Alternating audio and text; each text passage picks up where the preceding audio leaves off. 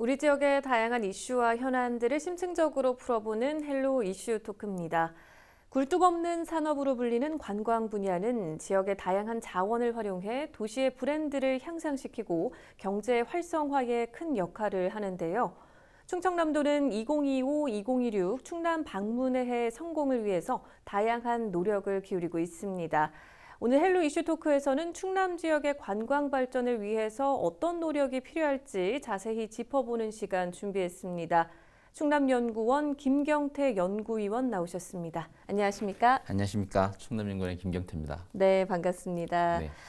먼저 관광 분야의 중요성과 함께 우리 충남 지역 관광 산업의 특징과 현황을 좀 짚어보면 좋을 것 같은데요. 좀 어떻게 진단하고 계십니까? 먼저 관광의 효과는요. 경제적 효과, 사회문화적 효과, 그리고 환경적 효과로 나눌 수 있는데요.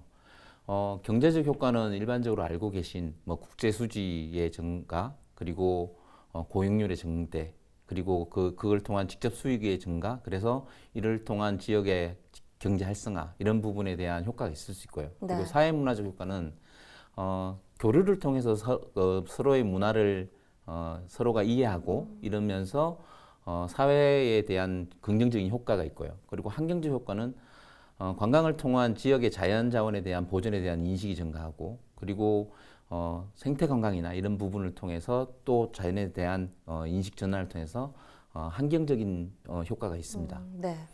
그런 면에서 충남 같은 경우는 다양한 자원을 가지고 있죠. 네. 그러니까 산이 있고 바다가 있고 들이 있고, 그리고 유수한 역사 자원이 있고, 그리고 그 다양한 먹거리, 볼거리가 있는데, 특히 외부 관광객들이 충남 같은 경우는 역사문화 자원이랑 그리고 호수, 요즘 아마 탑정호나 이런 곳에 출렁다리 이런 것 때문에 그에 대한 인식이 좀 많은데, 네.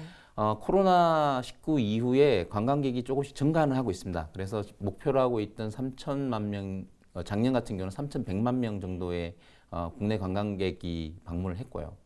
그러나 아직까지도 외국인 관광객 측면에서는 전체 외국인 방문율, 전체 외국인 방문객 중에 단지 1.1%만 충남을 방문하고 있습니다. 그래요. 근데 이런 가운데 지금 충청남도에서는 2025-2026 충남 방문의 해를 추진하고 있는데 추진 배경과 의미를 좀 짚어주실 수 있을까요?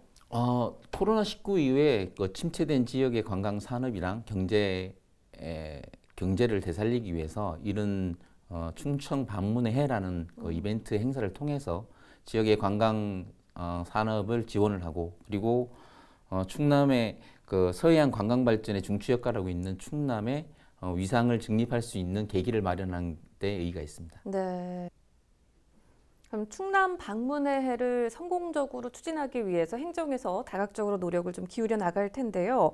연구위원님께서는 좀 어떤 부분에 초점을 두고 어떤 방향으로 좀 나아가야 한다고 보시는지요? 네, 일단 지금 충남 방문의 해라는 부분이 지금 전국적으로 다양한 방문의 해, 지역 방문의 행사를 개최하고 있습니다. 올해 같은 경우는 정부 자체에서도 한국 방문의 해를 개최하고 있는데요. 네. 이런 행사가 충남 방문해 2026이 일회성 이벤트라는 인식에서 조금 벗어나서 지금 이 기회를 통해서 구체적인 기틀을 마련하는 계기가 되고, 그리고 이를 위해서 지역의 관광 자원들을 연계해서 새로운 관광 상품을 개발하고, 특히 충남 같은 경우는 해양 자원과 내륙 자원이 공존하고 있는 부분이 있는데요. 네. 이런 부분을 연계해서 서해안 신관광벨트 구축을 위한 기회를 마련하는 게 중요한 자리가 될 것 같고요. 네. 그리고 또 하나가 기존에 충남이 가지고 있는 그 정서나 이런 부분이 정적인 부분이 많습니다. 그런 부분에서 앞으로의 관광 고객 같은 경우는 MZ 세대들이 주도할 것을 예상되니까, 그런 부분에서 미래 시장의 주요한 고객인 MZ 세대들을 공략할 수 있는 지역의 관광 이미지를 이번 기회에 새로 마련하는 기회가 만들어야 될 것 같고요. 네. 그리고 이런 MZ 세들이 좋아하는 키워드라든가 이런 그리고 충남이 가지고 있는 어떤 낱말, 홍보 키워드 네. 이런 부분을 이번 기회를 통해서 발굴하는 계기가 됐으면 좋겠고요. 그리고 이런 부분은 또 충남 방문회 이런 부분은 그 도내 지자체와 지역 주민들의 자발적인 참여 유도를 통해서 앞으로의 관광 개발 시장은 네. 공공 주도 개발이 아닌 지역 주민 주도의 관광 개발 시장이 되기 때문에 이번 충남 방문회를 통해서 지역 주민들이 주도가 되는 충남 관광이 될 수 있는 계기가 마련됐으면 네. 좋겠습니다. 그래요. 그러니까 기존에 가지고 있는 관광 자원과 더불어서 지금 새롭게 변화하는 관광 산업에 좀 빠르게 대응하는 것도 중요한 과제가 될 거라고 말씀해 주셨는데, 그런데 사실 연구위원님 앞서 살짝 뭐 언급하셨지만 2020년부터 2년 넘게 지금 코로나 팬데믹으로 전 세계 관광에 많은 변화가 있었습니다. 이 코로나19가 관광 산업에 미친 영향과 좀 변화도 좀 짚어볼 수 있을까요? 일단 부정적인 영향이라는 측면에서는 코로나19 팬데믹의 영향으로 세계 여행 관련된 산업의 90%가 문을 닫았습니다. 네. 그 정도로 특히 인적 자원이라는 부분에서 이 일을 하다가 그만둔 분들이 많아졌고요. 그래서 실질적으로 관광 시장에서의 산업과 인적 자원이 되게 부족한 실정이 됐습니다. 네. 특히 영향을 많이 받은 부분이 호텔, 항공 이런 부분에서 많이 받았고요. 지금 충남 같은 경우는 당연히 항공은 없겠지만 그 여행사라든가 이런 영업을 하시던 분들이 많이 문을 닫는 게 있었는데요. 네. 지금 코로나19가 끝나고 난 다음에 2023년도에 유엔 세계 관광기구에서 발표한 자료에 따르면 전 세계 인구의 12억 8,600만 명이 해외 여행을 나섰다고 합니다. 이 부분은 코로나가 시작되기 전 2019년에 88% 수준입니다. 근데 안타깝게도 우리나라를 비롯한 일본, 중국을 포함한 동아시아 같은 경우는 예전에 55% 수준에 밖에 이르지 못하고 있습니다. 네. 그러면 또 코로나를 통해서 어떤 관광 산업에서 다양한 영향 중에 하나가 방문객들의 관광 행태가 조금 변했다는 겁니다. 네. 그러니까 예전에는 유명 관광지를 중심으로 해서 관광객들이 대량으로 그리고 대중 관광이라고 일컫는데 매스 투어리즘이라는 형태의 대량 관광을 많이 했다 그러면 네. 지금 코로나 이후에는 가족 단위 중심의 조금 작은 소규모 관광을 주로 이룬 것으로 이게 판단이 되고요. 네. 그리고 특히 여행의 형태가 초개인화 그리고 다양성이 되게 확대되는 그러니까 많은 사람들이 있는 곳을 꺼려하는 이런 형태가 좀 나올 것 같고요. 네. 그리고 또 일상과 여행의 경계가 불분명한 워케이션이라는 새로운 형태의 관광 형태가 또 나타나고요. 네. 그리고 이 코로나라는 이런 거에 대한 영향으로 친환경, 치유, 문화활동 중심의 이제 개인적인 착한 경험을 추구하는 그 형태가 좀 나타나고 네. 그리고 그러니까 유명 관광지에 대한 관심보다는 지역에 대한 관심이 많이 증가하다 보니까 독특한 자원을 가지고 있는 지역에 대해서는 이 지역 자원들이 계속 진화하고 발전하는 부분에 대해서 더 흥미를 갖게 되는 관광 형태가 또 나타나고요. 그리고 위드 코로나가 되니까 여행 인구가 폭발적으로 증가하게 네, 되거든요. 네. 그러다 보니까 그 관광의 대상 형태가 이게 다양하게 급속도로 확대가 되고 있고요. 그리고 또 그 캠핑이라든가 차박, 그러니까 자연 속에서 하는 레크레이션 활동이 되게 증가하고 있습니다. 네. 그리고 관광 트렌드에 대한 변화 속도가 예전에 비해서 훨씬 빠르게 증가되고 있고, 그리고 조금 전에도 얘기했지만 이 관광을 선도하는 세대가 MZ 세대다 보니까 이 시장을 주도하면서 그들이 먼 곳이 아니라 가까운 일상생활 공간을 여행을 하게 되고 그리고 스마트폰이라는 것을 적극적으로 활용하게 되고 그리고 이 사회적 가치의 행동 추구의 경향이 좀 강화될 것 같은 형상이 있습니다. 그래요. 지금 말씀해 주신 몇 가지 변화 중에서 특히 주목할 부분이 또 워케이션이라는 새로운 트렌드가 만들어졌다라는 게 아닐까 싶은데요. 지금 실제로 충청남도와 각 지자체에서도 이 워케이션 활성화를 위해서 노력하고 있죠. 네, 그렇습니다. 충남 같은 경우는 모케이션을 장려하고 하기 위해서 지역의 지원 정책을 지금 추진하고 있는데요. 네. 23년 같은 경우는 4개 시군이 지금 모케이션을 운영하고 있습니다. 네. 일단 숙박을 가지고 있는 지역이 먼저 선행적으로 했는데요. 이게 보령, 부여, 태안, 예산 이렇게 4곳이 먼저 시작을 했고요. 그리고 네. 24년 올해 같은 경우 추가적으로 4곳이 더 추가적으로 지원을 해서 워케이션을 운영하는 걸로 되어 있습니다. 그래서 천안, 공주, 아산, 홍성이 추가돼서 8개의 시군이 워케이션을 하고 있는데요.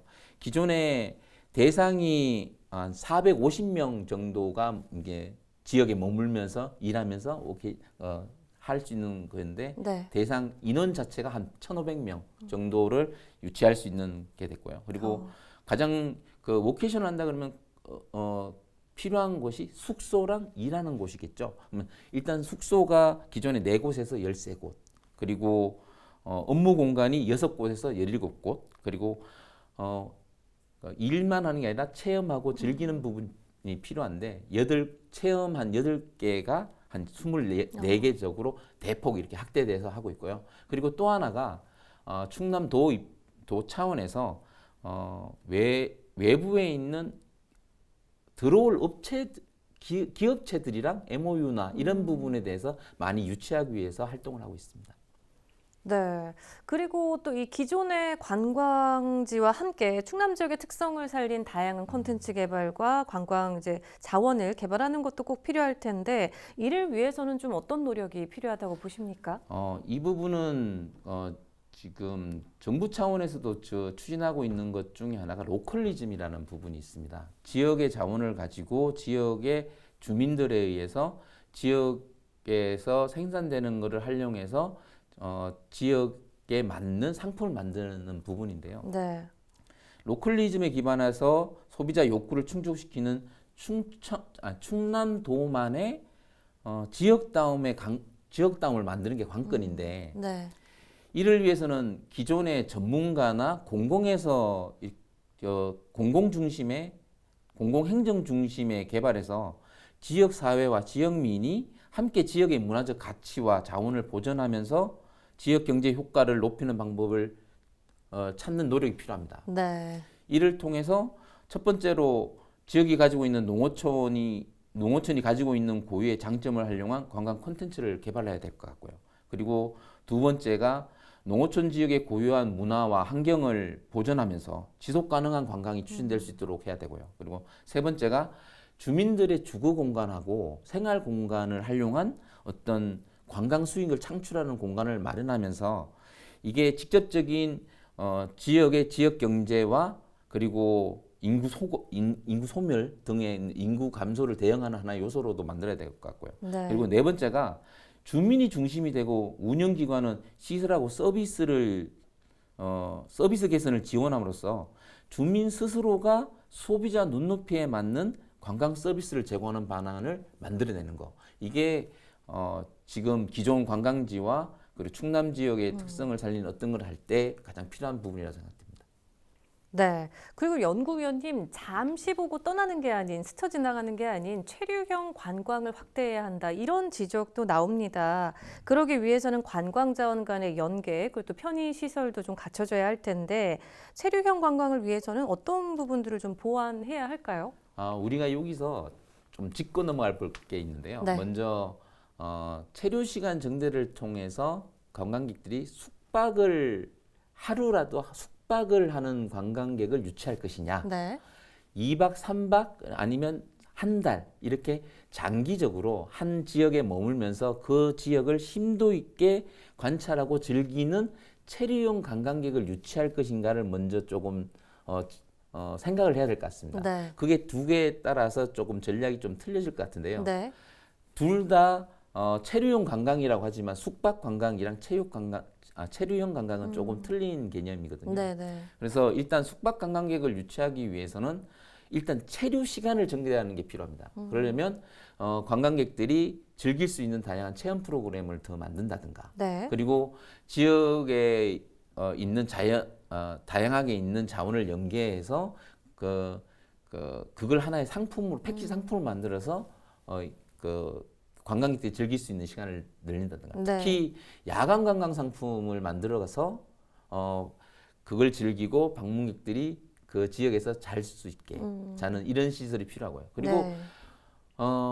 물론 이 전체적인 부분에서 그 체류용 관광객들이 가장 고려하는 부분은 먼저 숙박하고 음식이 먼저 있고 그리고 숙박이 이렇게 고려하는 것 중에 하나입니다. 그래서 전체적으로는 지역의 특성에 맞는 음식을 먼저 개발하고 차별화된 지역의 특화 음식을 개발하고 네. 그리고 숙박 시설도 기존의 뭐 리조트나 호텔 이런 것도 중요하지만 지역의 특성을 나타낼 수 있는 숙박 시설 이런 부분도 지역에서는 준비할 필요가 있습니다.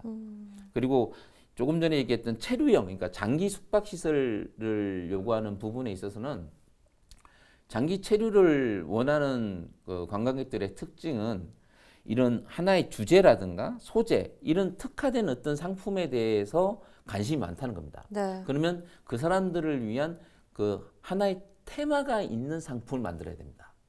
그러니까 한옥에서 머물기를 원하는 사람들은 한옥 상품을, 그리고 농촌 체험을 하고자 하는 분들한테는 농촌에서 한 달 동안 한 달 살아보기 이런 부분에 대한 상품을 이런 식으로 거기에 맞는 상품을 만들어야 된다는 거죠. 네. 그러니까 물론 가장 중요한 건 다시 한번 말씀드리지만 음식이랑 숙박이고 그 부분이 호텔이나 리조트 어떤 대형이 아니라 이제는 지역 특성에 맞는 지역 특화 음식 그리고 지역에만 있는 숙박 시설 뭐 빈집을 활용한다든가 이런 걸 통해서 지역의 특성이 나타내는 숙박 시설을 만드는 것도 중요한 요소일 것 같습니다. 네. 네, 연구위원님 보면 사실 뭐 이렇게 행정 그리고 연구기관의 노력과 더불어서 지역 주민들이 지역 관광 그리고 또 축제의 주인공이 되어야 된다라는 의견도 좀 많이 나오는데 이 주민 주도의 관광을 만들기 위해서는 어떤 노력들이 좀 필요할까요?